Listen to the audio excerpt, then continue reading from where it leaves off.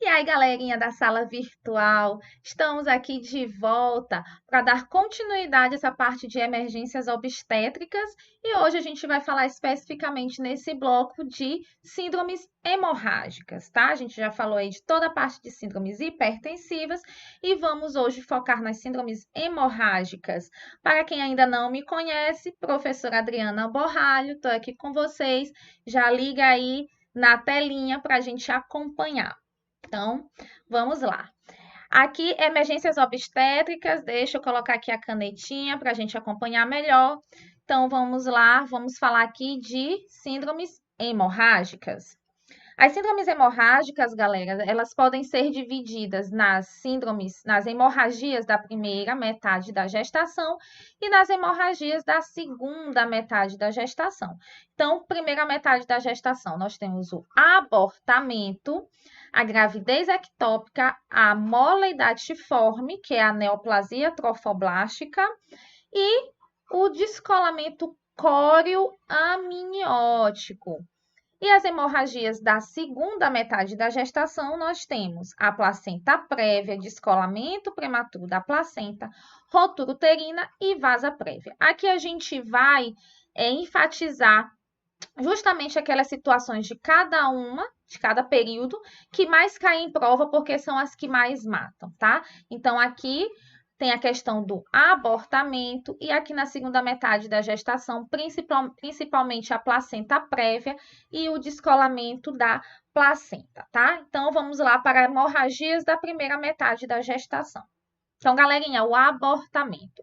Abortamento é a interrupção da gravidez ocorrida antes da 22ª semana de gestação, podendo ser precoce ou tardio. Então, bem aqui, detalhezinho que vocês têm que memorizar. Então, antes de 22 semanas de gestação, é considerado um abortamento. E pode ser precoce quando ocorre até a 13ª semana de gestação e tardio quando ocorre da 13ª até a 22ª semana de gestação. Então, abortamento e aborto são duas coisas diferentes. Aborto é o produto da concepção eliminado no processo de abortamento. Então, abortamento é o que acontece, tá? É o processo, a síndrome, é a complicação. O aborto é o conceito, é o resultado do abortamento, da complicação. Então, abortamento, sangramento vaginal no primeiro trimestre. Nós devemos fazer o quê? O exame abdominal, o exame especular e o toque. Então, galerinha, aqui, ó, quando o colo estiver fechado ou houver dúvida no diagnóstico, está indicada a ultrassonografia. Então, essa mulher, ela teve um sangramento no primeiro trimestre, realiza-se o exame abdominal, o exame especular, estéreo e o toque, tá?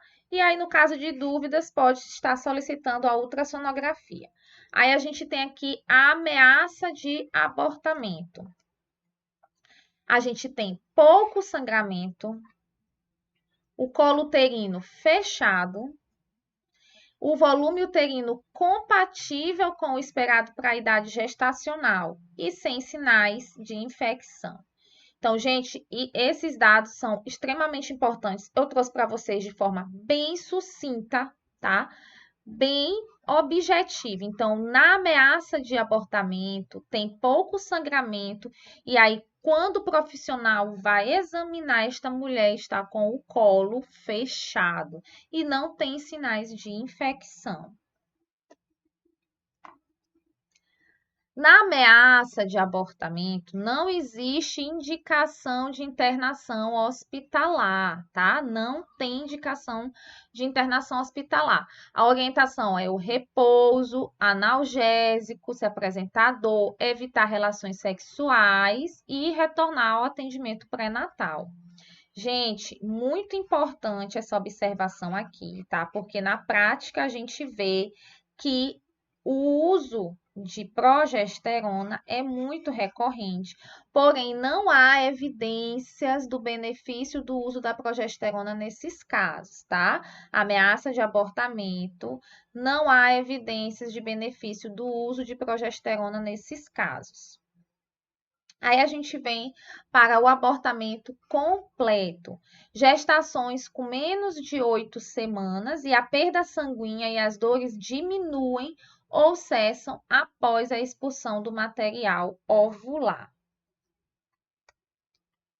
A conduta principal é o quê? Observação. Gente, aqui não tem mais muito o que fazer. O abortamento, se ele foi completo, o abortamento ele é completo quando saiu absolutamente tudo o que tinha para sair.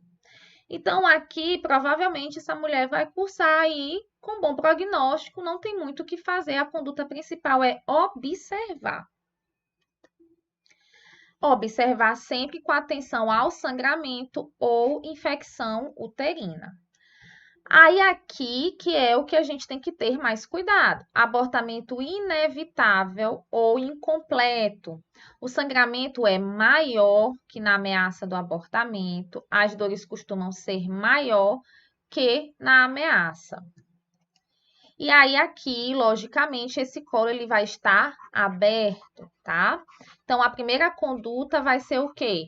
Aspiração manual intrauterina, lembrem-se, tá? O abortamento ele é incompleto, tem que ser retirado o que ficou restante no útero dessa mulher.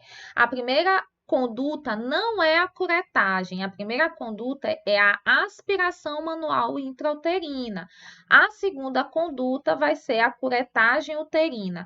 Tratamento alternativo na indisponibilidade da aspiração ou curetagem é o misoprostol via sublingual, quando o colo está pérvido, tá? Então, coloquem aí, destaquem essa sequência.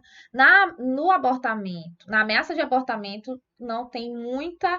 Essa mulher não precisa ficar internada, tá? Ela vai para casa com todas as observações e tem que ficar indo ao pré-natal com mais constância, sendo avaliada mais de perto. No caso de abortamento completo, não tem o que fazer, a não ser observar sangramento e infecção, mas ali não tem nenhuma outra intervenção direta a ser feita. Já no abortamento incompleto, né, ou inevitável, ali já vai ficar algo retido, e isso que fica retido tem que ser retirado.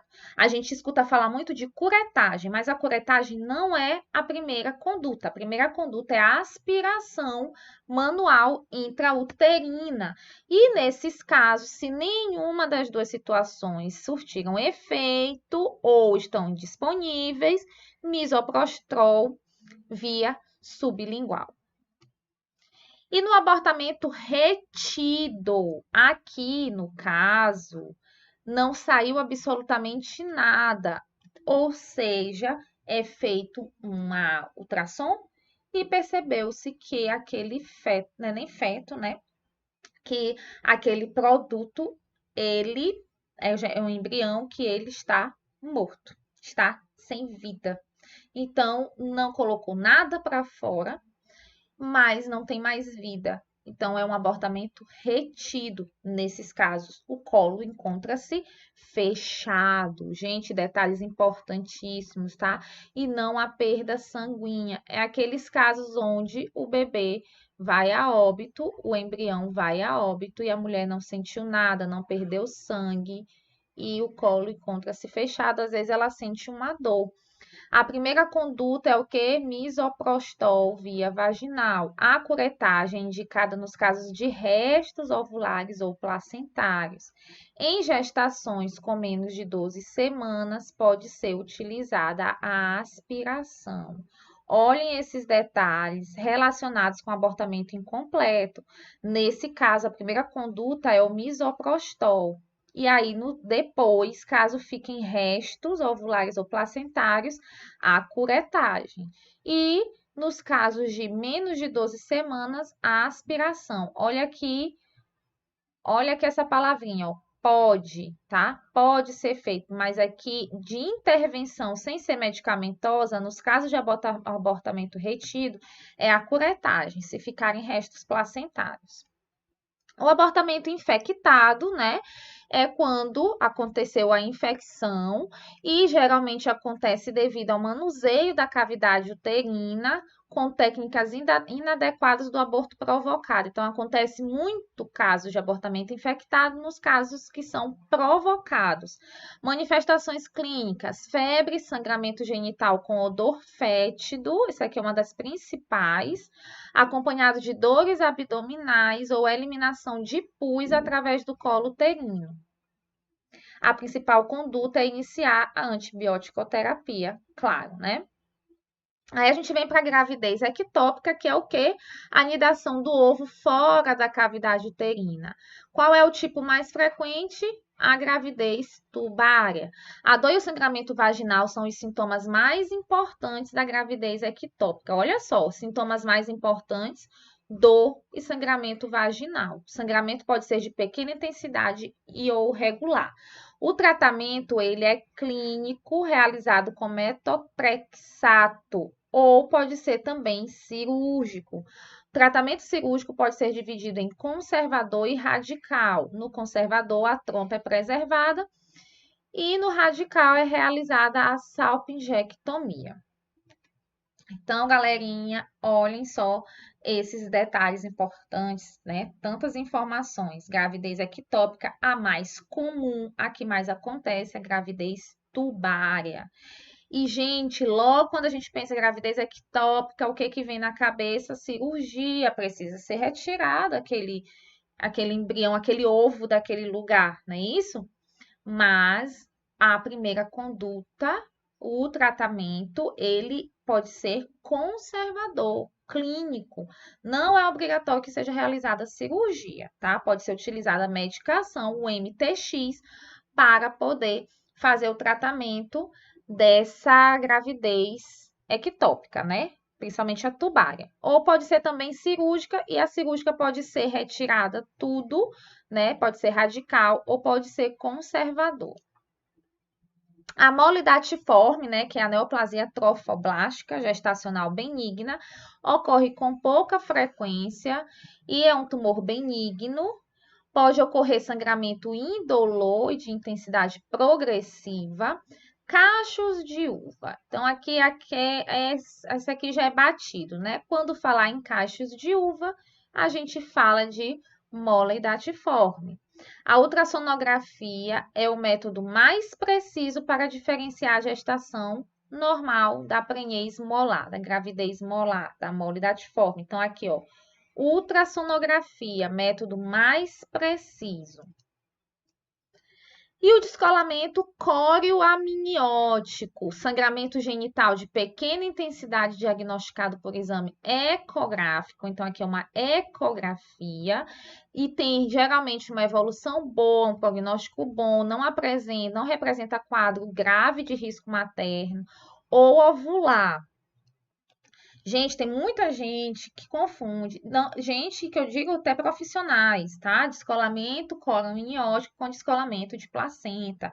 Descolamento de placenta, galera, já é lá para metade da gestação, porque vejam só, para essa placenta chegar ao ponto de descolar e causar aí alguma alteração maior, essa placenta ela tem que estar crescida, ela tem que ser importante naquela gestação. E no início da gestação, dificilmente tem um descolamento prematuro de placenta. Na verdade, ela está ali ainda se ajustando, né?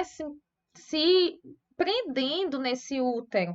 Então, não é algo que a gente deva levar em consideração, que a gente deva estar sinalizando de descolamento de placenta. A placenta ela está ainda em processo de adaptação. Ela ainda está se prendendo de forma adequada nesse útero.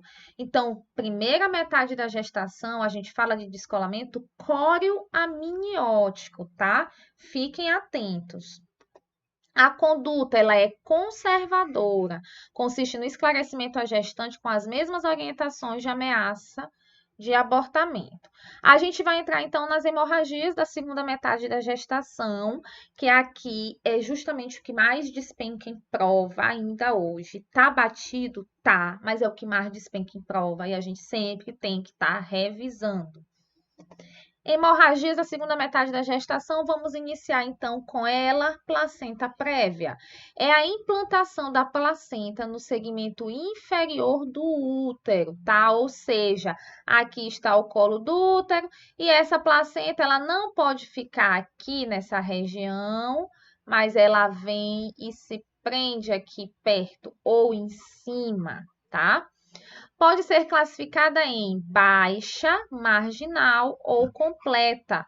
A baixa, quando ela está localizada próximo aqui ao colo do útero, mas ela não atinge esse colo do útero. A marginal, quando ela atinge o orifício interno do colo, mas ela não recobre. E a completa ou centro total, quando essa placenta recobre todo esse orifício interno. Então, tá aqui para vocês verem melhor, ó. Aqui a placenta normal, tá? Ela tá aqui normalzinha, ó, bem distante, bem que tá o colo do útero, ela tá no lugarzinho dela certo. Aí vem a marginal, quando ela vai chegando aqui e vai querendo se intrometer no canal do útero, né? Chega toda de mansinho, aí aqui ela tomou de conta do espaço. Aqui ela não quer deixar ninguém passar mais, olha onde ela tá, bem no meio, intrometida toda. O principal fator de risco para a placenta prévia qual é? Cesariana. E outros fatores de risco, quais são? Intervenções uterinas anteriores, multiparidade, tabagismo, gemelaridade. Isso aqui vocês têm que memorizar. Qual é o quadro clínico da placenta prévia? Sangramento indolor, autolimitado. Acontece no final do segundo, início do terceiro trimestre da gestação, presença de sangramento sentinela. Gente, isso aqui é extremamente importante, tá? O sangramento na placenta prévia, ele é estilo sangramento sentinela, ele é autolimitado e ele é indolor, tá? Então, ele é um vermelho vivo, indolor.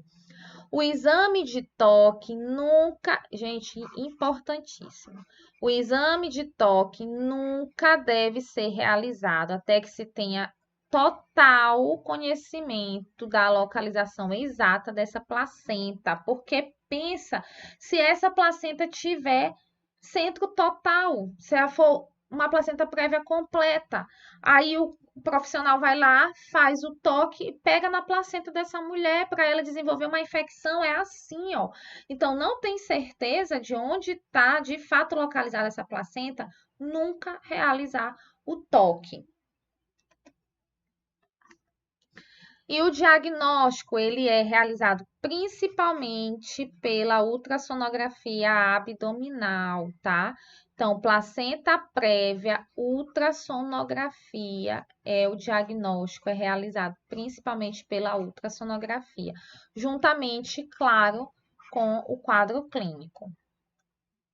A ultrassonografia ela deve ser realizada com a bexiga semi-cheia para a exata localização do bordo placentário.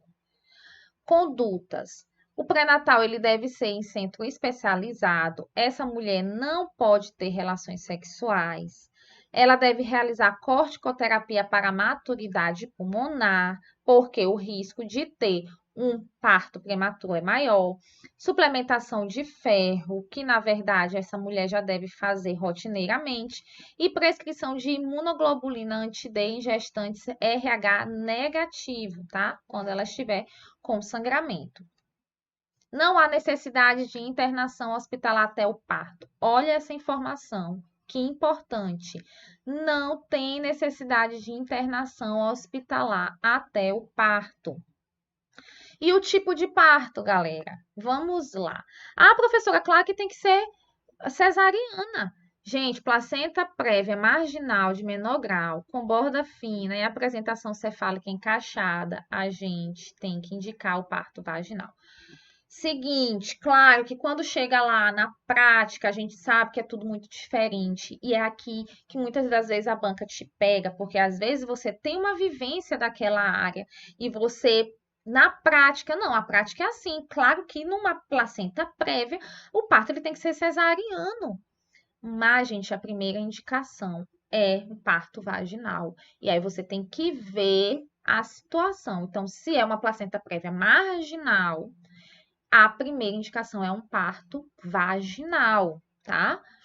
Na placenta prévia, centro total, claro que a cesariana é a indicação absoluta, porque não tem como passar nada ali, tá? Então, seja por via vaginal ou por via abdominal, a disponibilidade imediata de sangue deve ser mandatória, tá?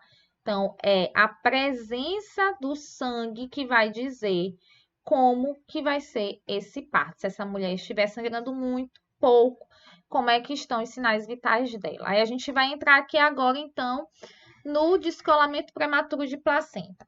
A placenta prévia e o descolamento prematuro de placenta é aí aquela competição acirrada. É para saber quem é que vai matar mais essa mulher. É para saber quem é que está no topo das complicações. Então, gente, placenta prévia e descolamento prematuro de placenta são as campeãs relacionadas às síndromes hemorrágicas quando a gente fala tanto de óbitos quando a gente fala de questão de prova e muitas das vezes questões associadas, justamente porque elas são as que mais acontecem, mas elas têm aí diferenças gritantes entre elas. Então, as bancas gostam muito de fazer questões assim para poder confundir a cabeça aí do concurseiro. Então, te liga aí, ó. Acontece, o descolamento prematuro de placenta acontece quando a placenta se separa da parede uterina antes do parto de forma abrupta. Por que eu estou falando isso? A partir de hoje, você nunca mais vai esquecer que o descolamento dói pra caramba. É de forma abrupta, ou seja, lembra, eu sempre faço essa associação. Lembra, principalmente as mulheres, tá? Alguns homens também já sofreram com isso ou sofrem até hoje, mas as mulheres que sofrem ou que já sofreram com cera quente ou com cera fria, de qualquer jeito, enfim. A mulher vai lá fazer uma depilação e na hora que puxa aquela cera, não dói pra caramba, puxa ali ó, de forma abrupta. Então dói. E aí você sempre vai pensar o seguinte: a maioria das situações que estão relacionadas com descolamento prematuro de placenta é o contrário na placenta prévia. Então, se você lembrou que o descolamento abrupto dói, a gente já lembra que o descolamento prematuro da placenta dói. Logo, a placenta prévia não dói, tá? Descolamento, muitas das vezes aquele sangue pode ficar ali por trás. A mulher não tirou a cera toda, ficou ali grudada e às vezes sangrou ali algum poro daquela pele e ficou ali retido, formou coágulos. Então, muitas das vezes o sangramento no descolamento prematuro de placenta, ele é um sangramento mais escuro, enquanto que na placenta prévia é um sangramento mais vermelho vivo. O descolamento prematuro de placenta pode ser de grau 1, grau 2 ou grau 3. No grau 1, gente, não tem aí tantas complicações, tá? Geralmente o grau 1, essa mulher nem soube que teve um descolamento. Ela só vai saber no pós-parto, quando vê ali algum coágulo. Então, é um sangramento discreto, às vezes nem tem esse sangramento, não tem hipertonia. E a vitalidade fetal, ela é preservada, tá? Não tem coagulopatia. No grau 2, o sangramento ele é moderado e tem as contrações tetânicas, tá? Taquicardia, alteração da PA. Porém, os BCFs estão presentes, mas esse bebê já tem um comprometimento da vitalidade. E no grau 3 já é o óbito fetal, mas a coagulopatia pode estar presente ou não. O descolamento prematuro de placenta é uma das piores complicações obstétricas, com aumento muito importante da morbimortalidade materna, tá? Sendo descrito como a causa principal de óbito perinatal.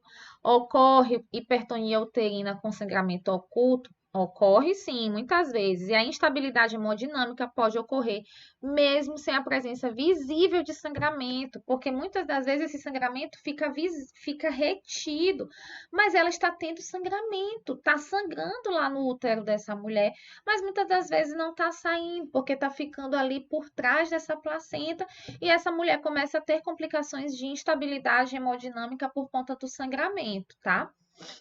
Então, fiquem atentos se cair na sua prova. Sempre vai ter sangramento. Essa mulher precisa ter o sangramento para ter uma instabilidade hemodinâmica? Não, não necessariamente. Esse sangramento pode ser oculto no descolamento, tá? Quais são os fatores de risco? A gente viu que na placenta prévia cesariana e no descolamento, a hipertensão, tá? O descolamento prematuro de placenta, a gente tem as causas traumáticas e não traumáticas. Nos casos clínicos, é a hipertensão. E dos casos traumáticos, é o acidente automobilístico.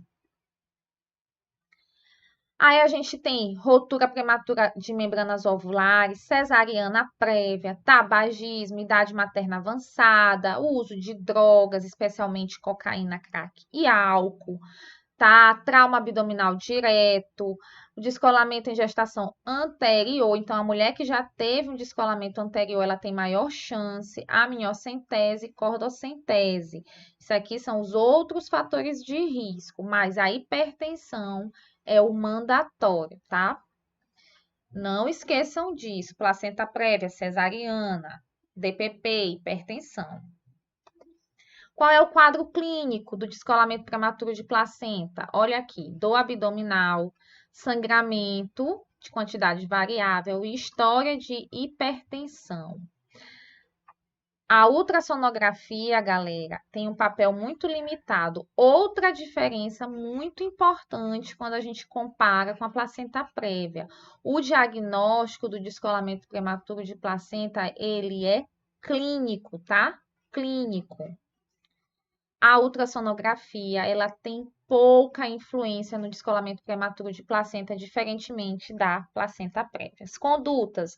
No grau 1, a gente não tem intervenção nenhuma, porque muitas das vezes essa mulher nem sabe que teve um descolamento. No grau 2, realizar o parto vaginal, se estiver iminente, tá? Mas a vitalidade fetal tem que estar preservada e não haver um comprometimento hemodinâmico materno. No caso do feto morto, grau 3, o parto vaginal é aconselhável. Então, aqui, ó, parto vaginal, essa mulher vai aí passar a tomar medicações para poder expulsar esse feto morto. Rotura uterina, que é um outro caso de hemorragia aí da segunda metade da gestação, complicação muito grave, caracterizada pelo rompimento da musculatura do útero, tá? É uma importante causa de morbimortalidade materna e ela pode ocorrer tanto no pré-parto, quanto no intraparto e quanto no pós-parto.